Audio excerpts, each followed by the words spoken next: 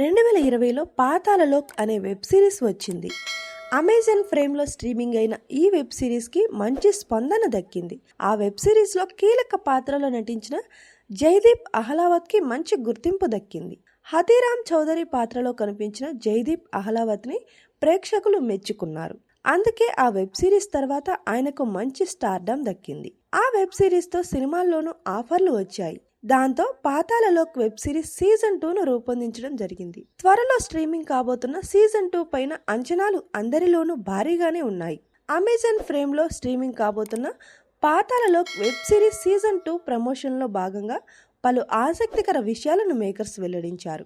ఆ సమయంలోనే సిరీస్లో కీలక పాత్రలో కనిపించబోతున్న జైదీప్ అహ్లావత్ పారితోషికం గురించి ఆసక్తికర విషయం వెల్లడైంది. ఆయన పారితోషికం బాలీవుడ్ యంగ్ స్టార్ హీరోలను మించి ఉండడం చాలా మందికి ఆశ్చర్యాన్ని కలిగిస్తుంది. బాబోయ్, అంత పారితోషికం ఏంటి అంటూ అంతా షాక్ అవుతున్నారు. సోషల్ మీడియాలో ప్రస్తుతం జైదీప్ పారితోషికం గురించి ప్రముఖంగా చర్చ జరుగుతుంది. అంటే ఆయన ఏ స్థాయిలో పారితోషికం అందుకుంటున్నారో అర్థం చేసుకోవచ్చు. పాతాళలోక్ వెబ్ సిరీస్ మొదటి సీజన్కి గాను జైదీప్ అహ్లావత్ కేవలం 40 లక్షల పారితోషికం అందుకున్నారు.